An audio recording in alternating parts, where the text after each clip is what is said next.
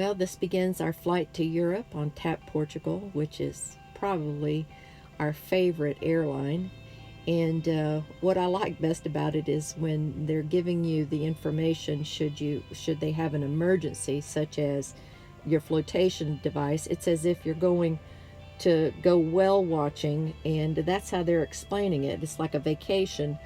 Should anything happen, it's really good marketing. But we had great seats because we got to have extra seats, so it made going to Portugal a lot smoother and a lot more restful.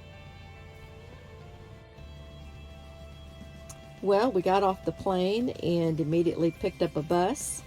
The public transportation there is wonderful, and went right to our hotel.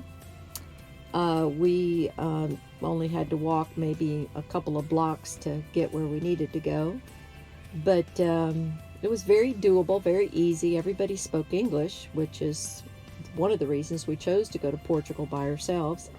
They don't just speak Portuguese, they speak English too, which makes it really easy. We had noticed that when we were changing planes 2 years prior to that at the airport everyone spoke English, and it was easier than changing planes in Miami, where we could hardly find somebody to speak English. So it made the trip very doable to go to Portugal on our own and not have family or friends there. And we had a great time. We enjoyed seeing all the different architecture that's there. It's beautiful. Lisbon is a beautiful city, and we got a hotel that was very near everything, which made it nice to be able to walk everywhere or take a bus.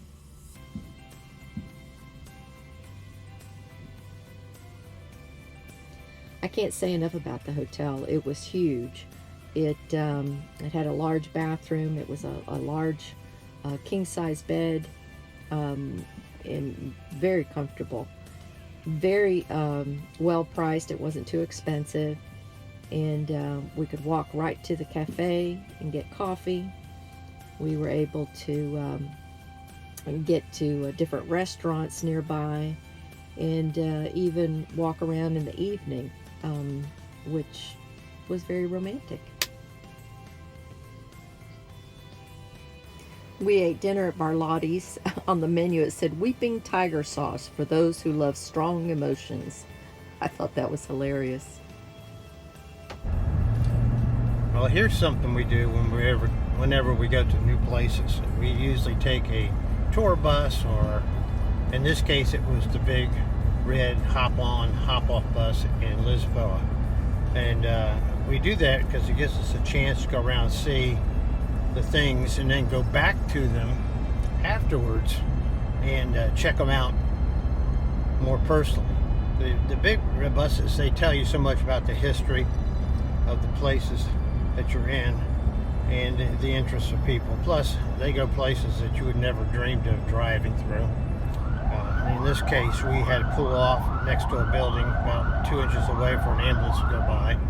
But the hop-on, hop-off bus is a great thing. In Savannah, we do a trolley, we do this so we can get the layout of the whole area, not just the few places that they think that we're interested in. We get to figure out for ourselves what we want to go back and see later at a later time.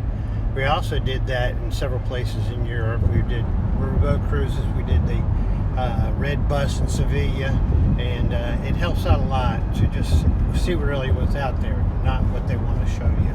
And I suggest that people take the time to do that first off, and then go back and see all the places later.